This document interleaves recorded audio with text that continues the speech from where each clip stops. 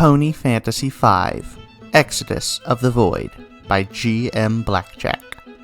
Chapter 33, A Rift for the Ages. The city of man appeared in a flash of black light inside the interdimensional rift, and the world around it was alien. On all sides, snaking tendrils of earth warped and twisted in fractal patterns, entire ecosystems branching off into infinity.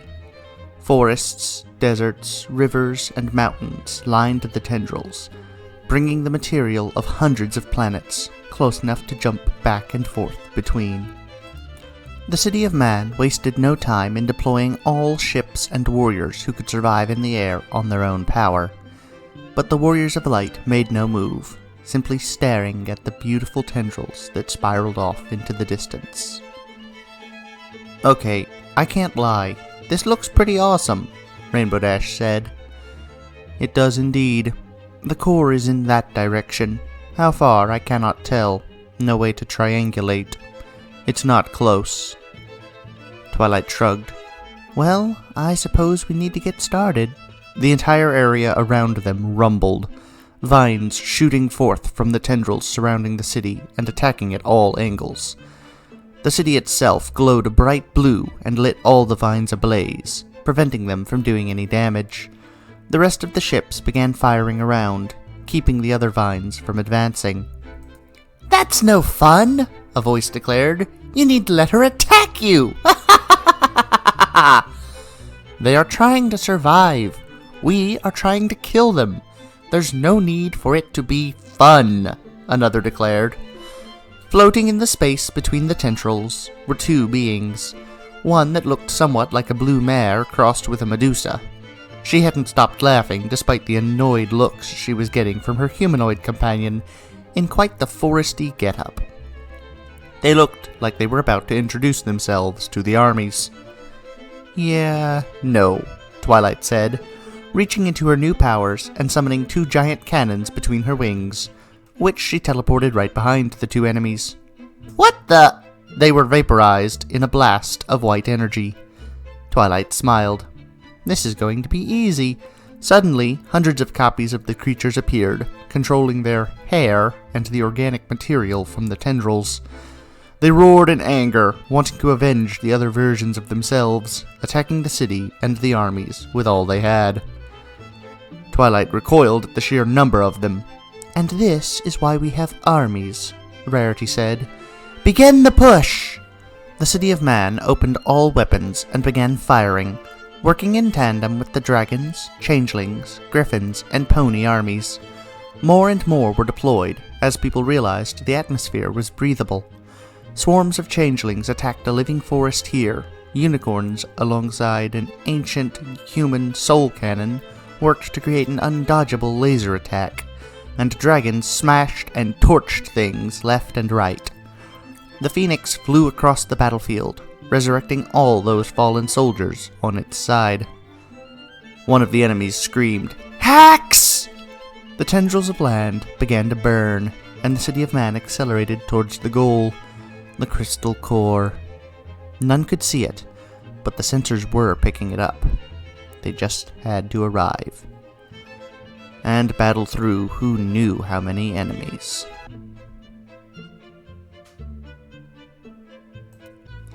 The armies flew through a seemingly endless white expanse, battling against geometric shapes that flew at them from all angles, using their two-dimensional nature to their advantage, slicing the soldiers in half with ease.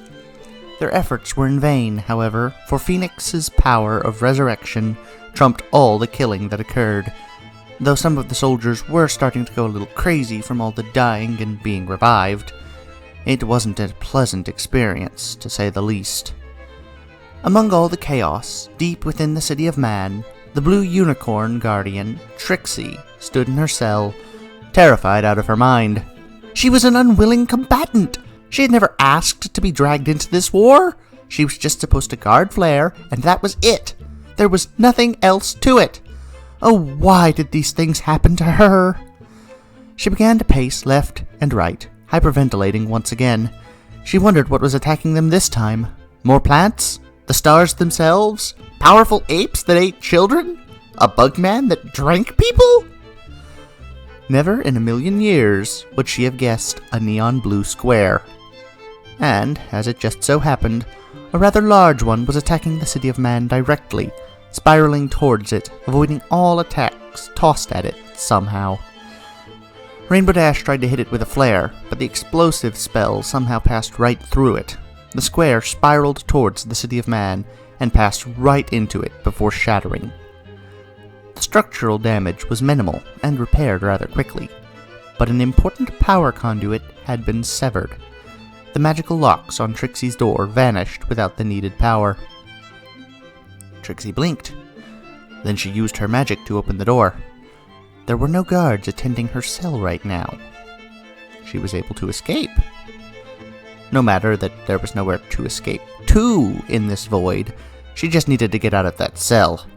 She dashed as fast as her legs would carry her, scrambling into the city of man proper, and was alarmed to see dozens of small neon squares flying around the inside. "What?" she yelled. "We got boarded?" "They cut through the walls," a dragon said, blasting one with fire. "Where have you been the last 2 hours? Under a rock?" Yes, Trixie answered. "Well, okay then. Don't die. Trust me, it's not a good feeling." Trixie blinked. "What?" But the dragon was already gone, leaving her alone, with a two-dimensional square. She lit her horn and made it explode. A rather easy feat, considering. She blinked. Then she smiled. It would be easy to blend in here. Just fight whatever got onto the city, then as soon as this was over, make a break for it and never come back. What could go wrong? Twilight flew along the city of man as the scenery changed from the white geometric plane to that of a gigantic cylindrical structure, which they were somehow inside of. "Well," Twilight said, "not as bad as Star Swirl's place. Still unnerving, though." Rarity smirked. "It's nothing, dear. Just a shift of scenery. Stars know we all need it. All that boring whiteness and shapes was getting a little tiring." Twilight looked down at the armies. "You know, the fighting stopped down there. No enemies. Just this large pylon," Discord offered. "I was going to say tunnel, but I suppose that works." She turned to the hologram of the Earth Crystal. "How many have we lost?" 103 could not be raised by Phoenix." Twilight winced. "That's a small number, Twilight." "She knows," Fluttershy said. "It changes nothing. People have died, and we led them to their deaths." "Can't let it be in vain," Applejack said, returning from the ground forces. "Forge on ahead. Any idea how far away we are?" "Negative." "Great," Applejack muttered. "So what do we do when there aren't any monsters?" Rainbow Dash shrugged. "I have no idea. Seems like we just keep wandering until something happens." "Oh, that's just tempting fate. How stupid." A strange dog-like creature stood before them, with eyes at the end of its snout and a hand for a tail. Rainbow Dash wasted no time, casting flare on the creature, exploding him into nothing but smoke and a small golden device that looked vaguely like a heart with a gear inside of it. "What is that?" Rarity asked. Twilight levitated the heart with her magic, raising it into the air. "Funny, it's giving off a strange magical signature." The heart shone a bright white, and suddenly the dog creature was back, laughing. "Ah, the looks on your faces. Priceless." Discord glared, not liking this thing's bombastic personality. "And who do you think you are?" "Oh, pardon me. I am known as Owie Zotel." He turned to Applejack. "Ah, Daring Do's kid, no? Where is the old girl now?" Applejack blinked. "You knew my mother?" "Yes, and I have a great desire for revenge. Being sealed away in this rift has not been good for my plots." "Well, she's dead." "Sorry," Applejack deadpanned. "Aha, then I must take my revenge on you." Though I was going to kill you anyway, just because. Ah well, die. Discord snapped his fingers and made Owizodle explode, leaving the Golden Heart artifact. Discord tried to destroy this, but his magic did nothing. Oh great, one of these games, is it? Why, I oughta... Owizodle regenerated, then teleported away. At that moment, the entire cylinder they were inside began to shake and churn, the walls deploying dozens of gigantic ancient artifacts, ready to tear the City of Man apart. Ah! Owizodle's voice rang out over the arena. You do not think I came unprepared, did you? I have lived here for the past few decades. I know the tricks of the technical trade. The City of Man returned fire, holding the claws, rams, and giant plasma guns back. However, a few of the smaller ships began to explode in showers of energy. Fluttershy released Phoenix again, saving who she could. Then Discord teleported out of the city, deciding that now was the time to use his power. Face the might of 1,000,000 gallons of Discord Count store soda fired at light speed! The cylinder filled with the scent of Discount Store soda, grape flavor, mere moments before all the large devices just exploded. Owizodle gulped. Oh, well then, there goes Plan A, I suppose. And I lack my cat army, so... Plan O! Discord teleported to where Owizodle was standing. And what exactly is Plan O? Plan Omega, Owizodle said, pushing a button with his tail hand. You are doomed, Draconiquus! You and your entire army will be... Discord teleported Owizodle into one of the City of Man's power cores. He was vaporized instantly, and the energy kept the heart from reforming him. That guy was so annoying. Discord heard a strange clanking noise from behind himself. He turned, face to face with a gigantic robot with 4 legs, and a single slit for an eye. It menacingly walked towards him, eye beginning to glow. Aha! No, that's not Encircle.x. Discord felt something.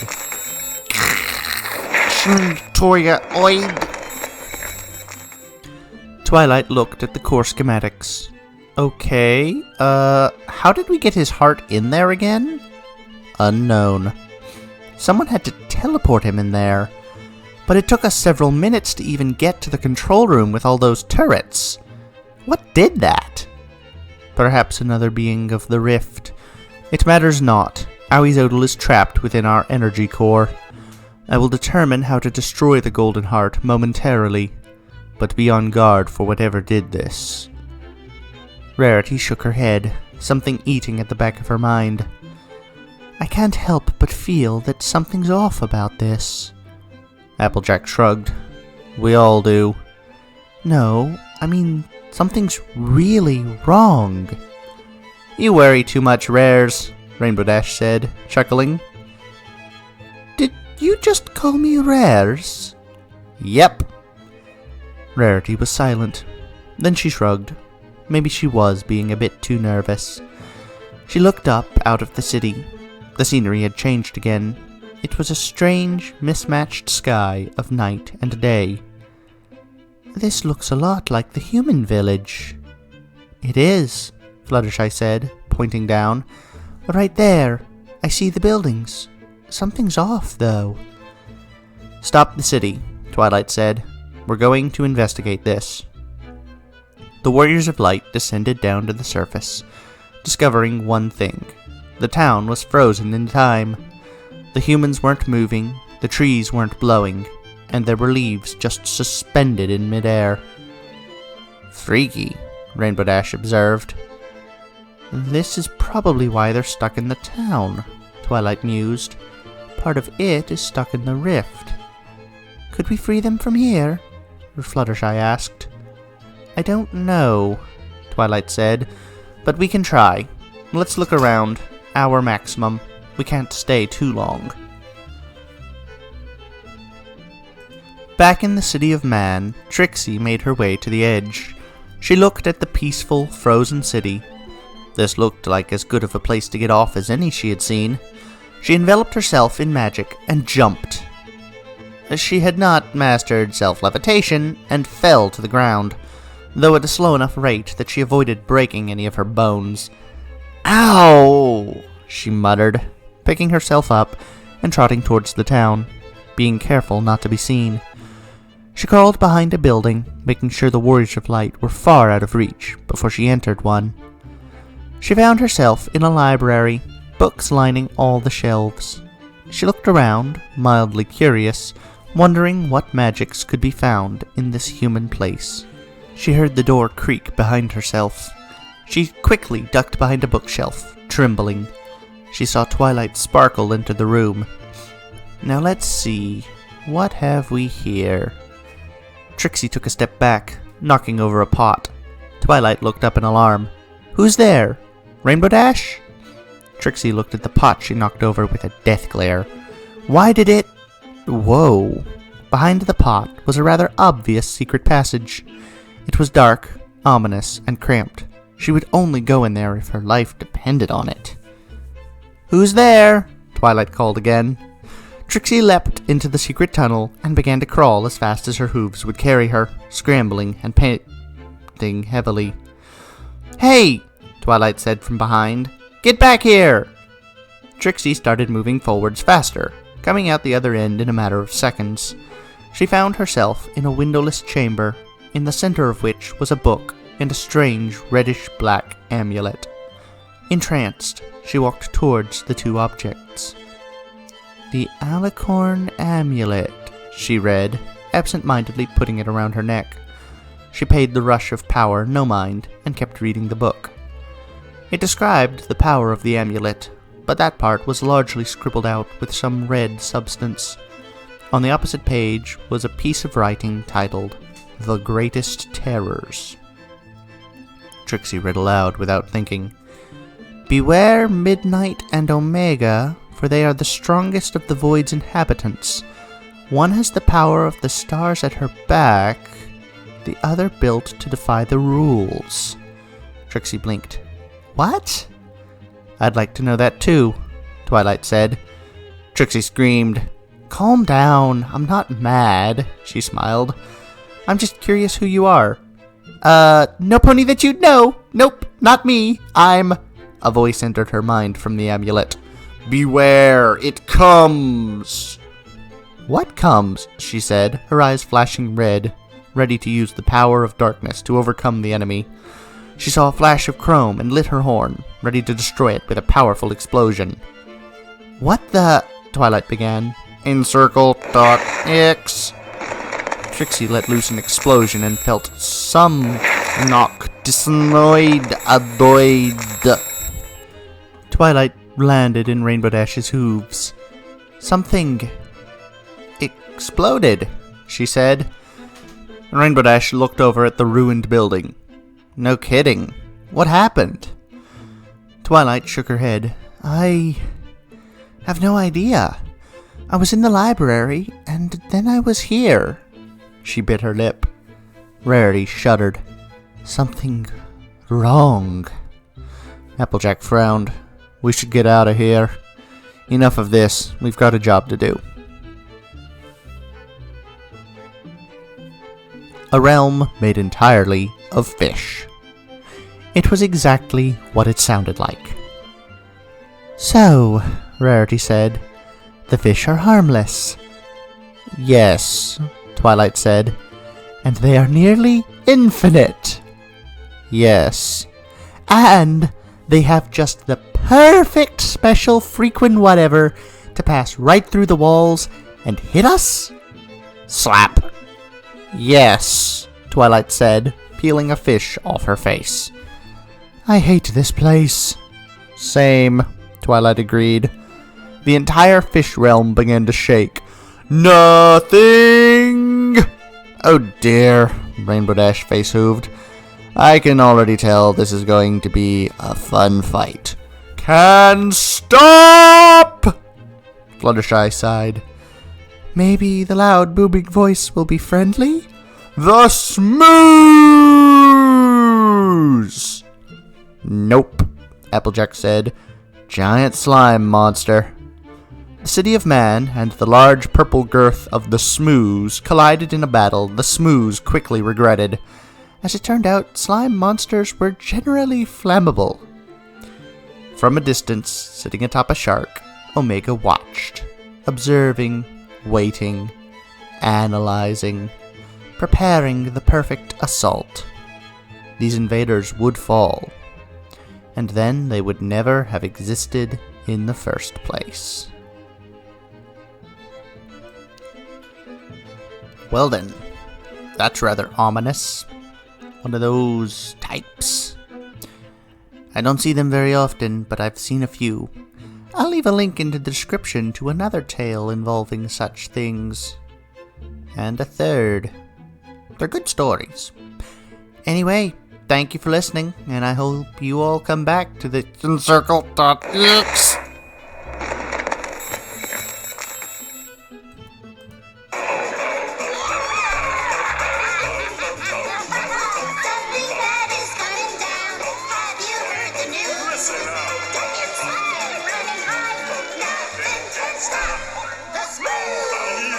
Stop me. See the way it slithers forth, spewing down the roof. Here it comes, right now. Nothing can stop the Smooze. You can't escape it, you can't escape it. You haven't got a chance. That evil goo is a witch's brew. No matter what you do, it's gonna get to you. Anyone who tries to fight is guaranteed to lose. You can't win. You're the buccaneer. Nothing can stop the Smooze. Here comes Smooze cruising along, singing its funky, gunky song. He nowhere to stop. Doing love. When it comes to witches brews, Smooze